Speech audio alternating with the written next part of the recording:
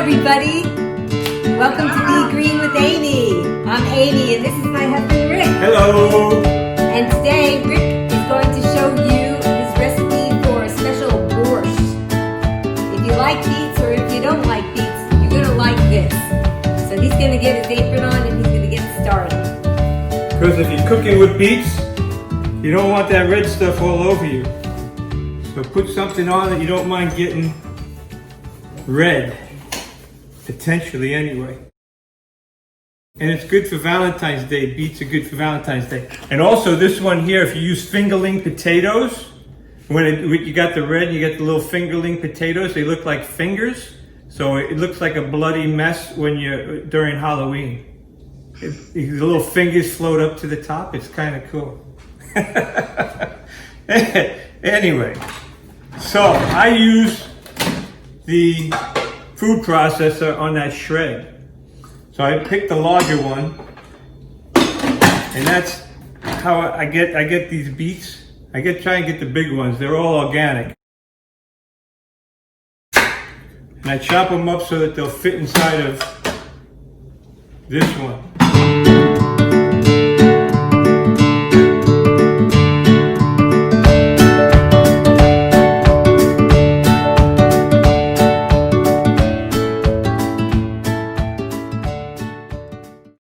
So I use 3 big beets, and I have one of these golden ones too. So I'm going to use all of them. But I have a stock pot, which is pretty large. I have a bigger one, but Amy says always have a larger pot, bigger than you need, just in case. So that's what we do. I shred all this stuff up.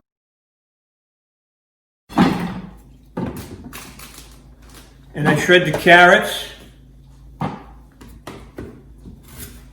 So I think there's the recipe is on her site.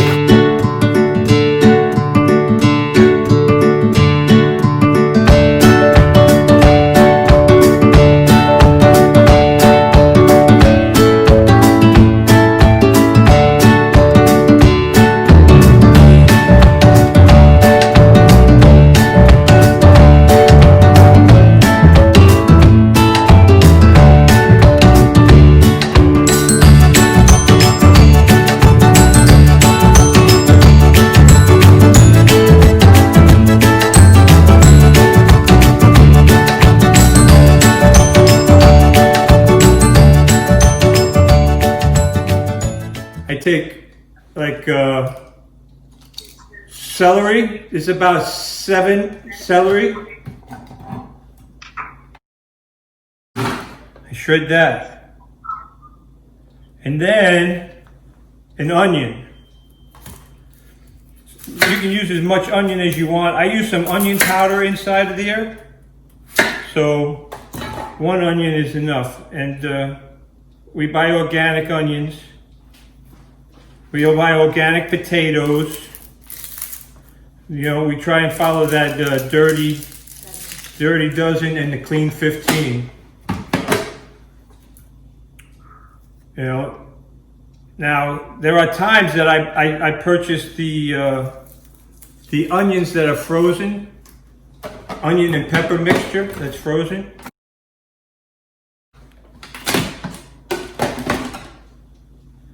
And they're not usually organic. But, so all that stuff is just shredded right inside.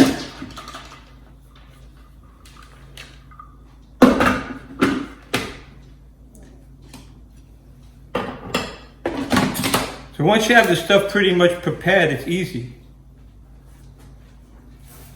Then I either take 3 large potatoes, but I have these little ones.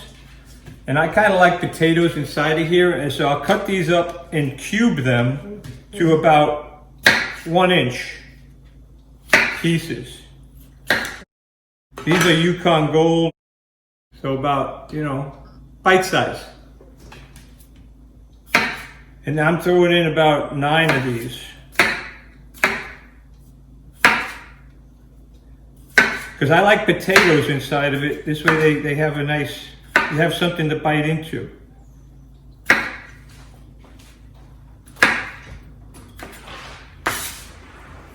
Any questions so far? Nope. Do you grow beets? Do I grow beets? I have not yet, but I'm going to. They say that they're very easy. What I grow now are potatoes.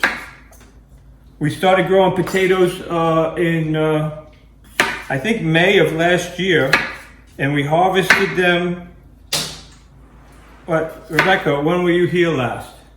On January 2nd. It was for the Chef AJ. Oh, okay, yes, Chef AJ. So they grew for like 6 months, Chef AJ. and then we got things that were almost as big as so everything's inside the pot.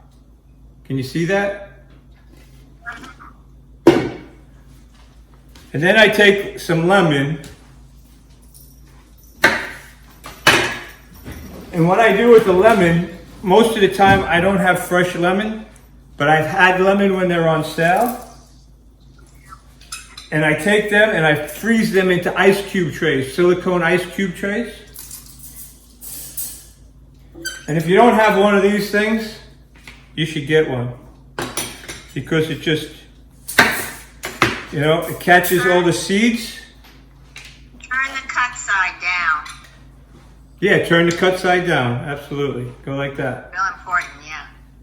And it just squeezes it right out. You don't have to bother doing any of that twisting stuff or anything. So these were small, so I used 2 lemons. But normally I'll just take ice cubes out of the freezer and throw 2 of them in there, or 1 of them in there, depending on how much lemony you want. So then I have kale here. I'll chop it up and throw it in later. Now you need 3 tablespoons, and you know you got to do this to taste as well, depending on how big your pot and how much you could. You don't have to do all of this, but we batch cook, and we got one of those vacuum sealers. So I throw I'll take like 2 bowls of soup or something. I'll put it inside the vacuum bag and seal it, and then we'll throw it in the freezer. So. With the vinegar, I'm using balsamic, but you can use almost any kind you like. I put in 2 tablespoons of this date stuff. Usually I don't use a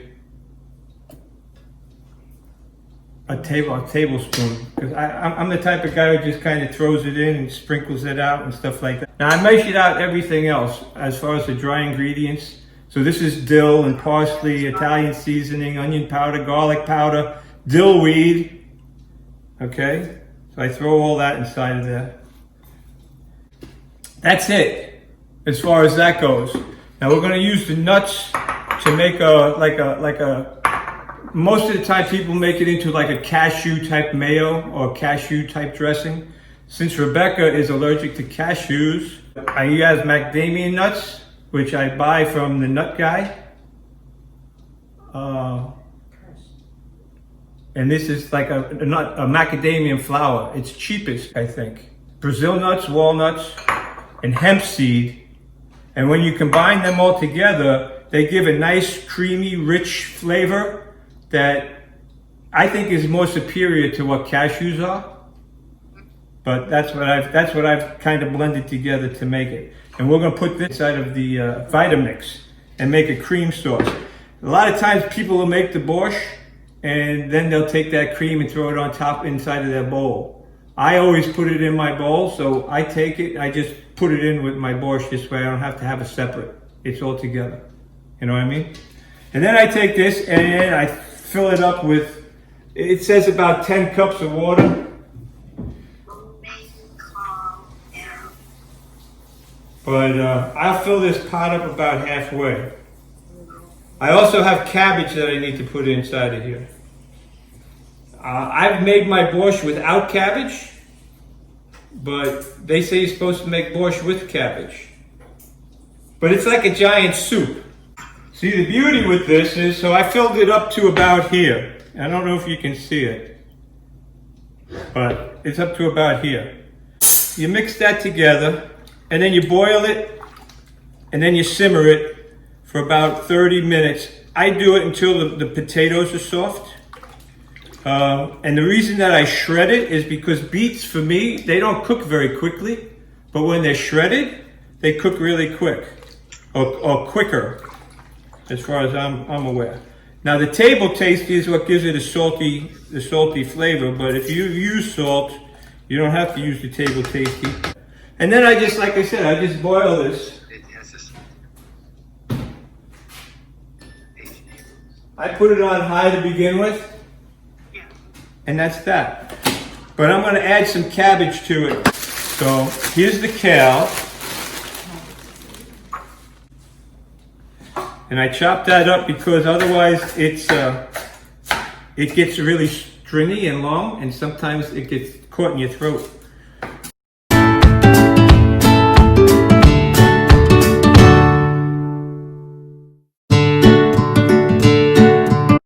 He calls out for 5 cups of chopped kale.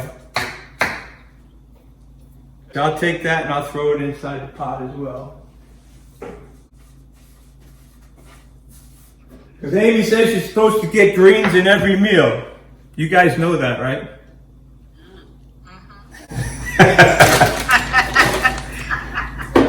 That seems to be almost all that I ever eat are greens. She makes this giant salad. I mean, it's a big old bowl, and every day it gets bigger. I said you have to put a plate underneath it because it's so heaping that when we cut into it, it kind of overflows all the time. Anyway, so we already washed the cabbage, and she cut it up kind of into strips for me. And I shred that too. And this was a small head of cabbage, organic.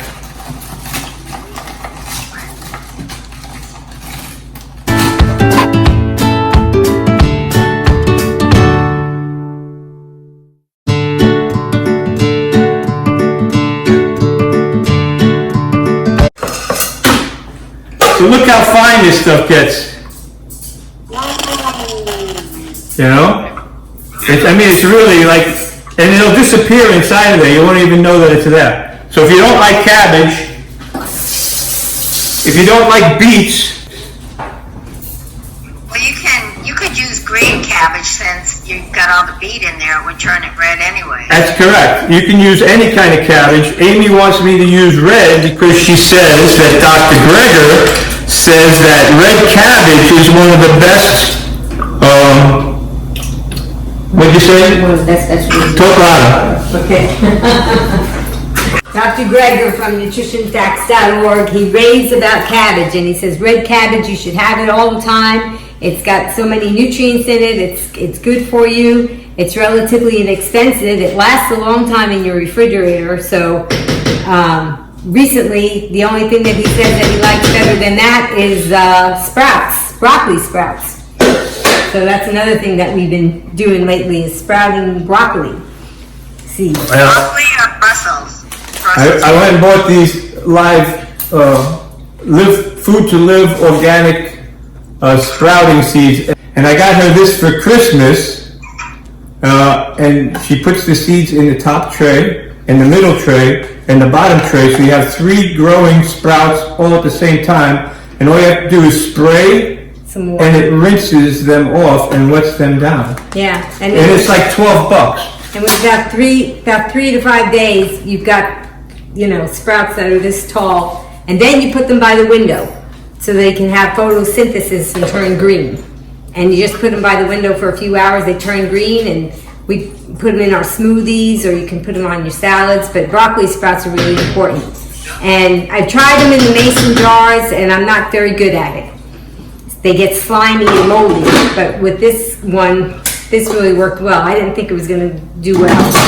And the trick is that this has some holes in it, so I soak the seeds overnight so they swell up and become gelatinous, and then I put them on here, and then they don't fall through the holes.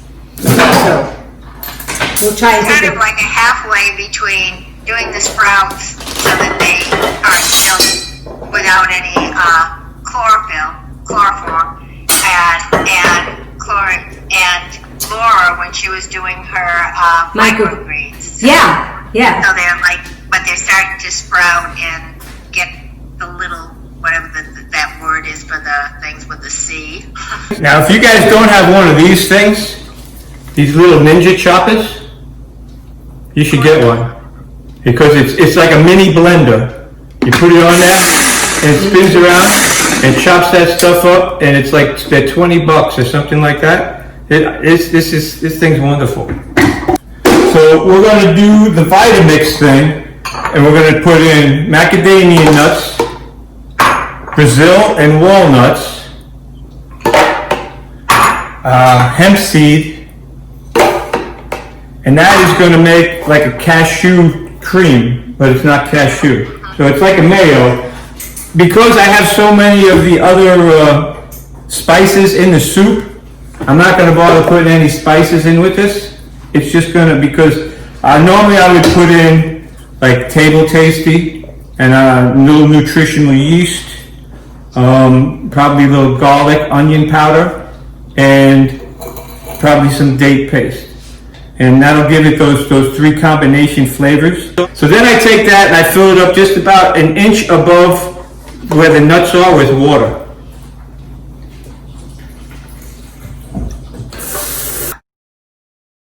Right, so this is where I'm at. I might have put too much water, but it doesn't matter. It'll go inside the soup, and that'll be that. Okay, let's see. Where's my lid? Okay, since you guys you won't hear it, I will use my earbuds.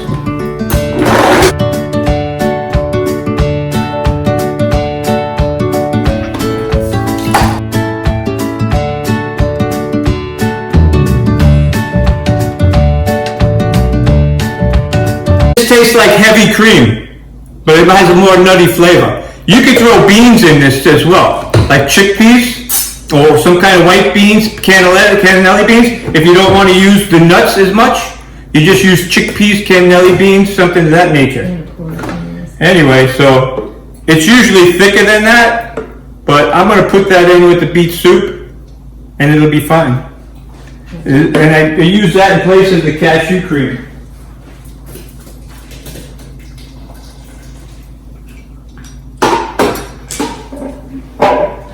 And that's it. You cook that for a half an hour, and basically you can eat it right away, or you can let it sit overnight, and it tastes better the next day.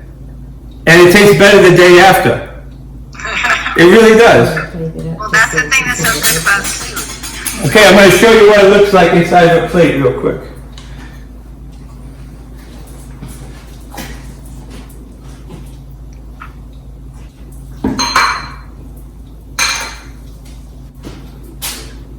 And then we take some fresh dill and we put it on top to garnish it. We grew this in the backyard, little fresh dill. Pretty. Anyway, try it. It's not too complicated. It looks a little more complicated than it really is. You know? I mean, how long does that take you? About 20 minutes, maybe a half an hour just to get all the stuff blended and everything. Probably take you longer to clean up, but I use Amy to do that, so it doesn't bother me at all.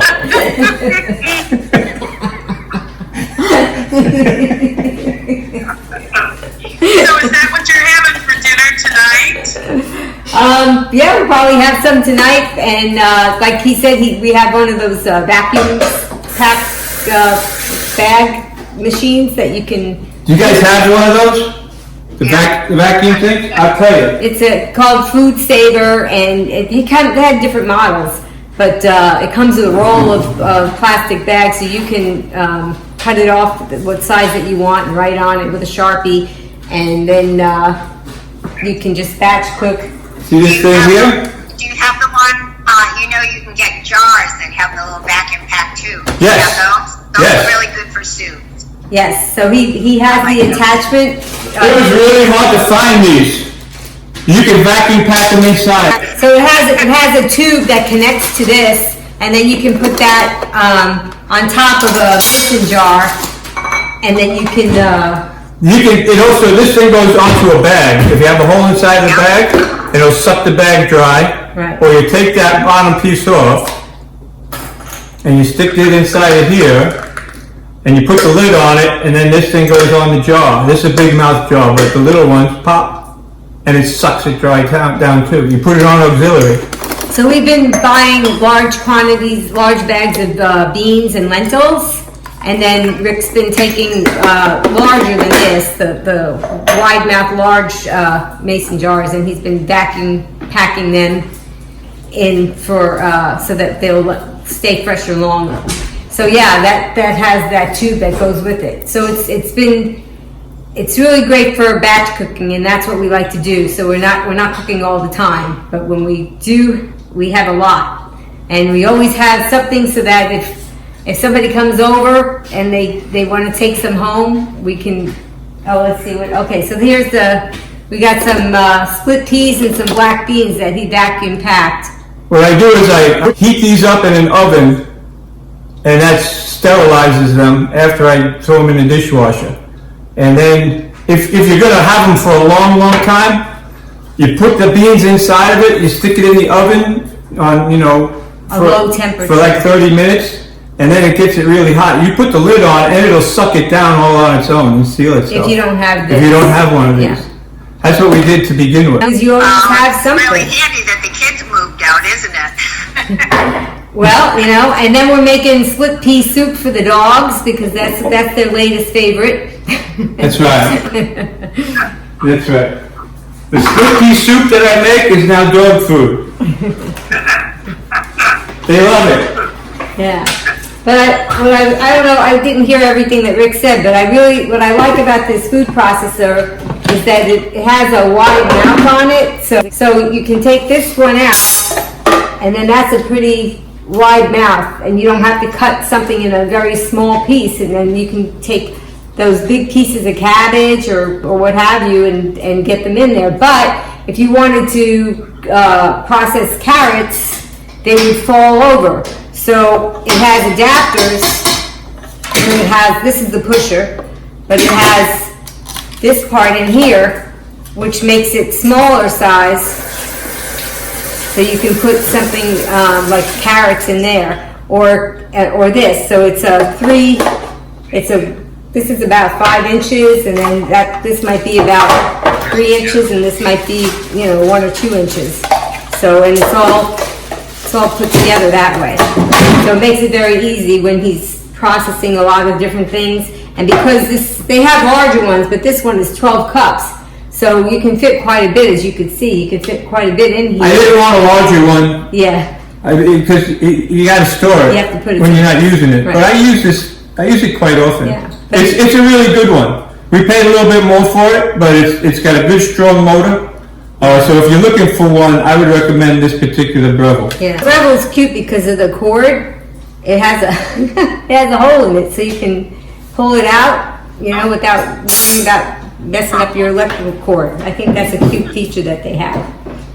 So, And it comes with a case for all of its little accessories too, which is Right. really nice. A nice case. right. It also comes with the S-blade, and it comes with a couple of different wheels. So it has a lot of different features.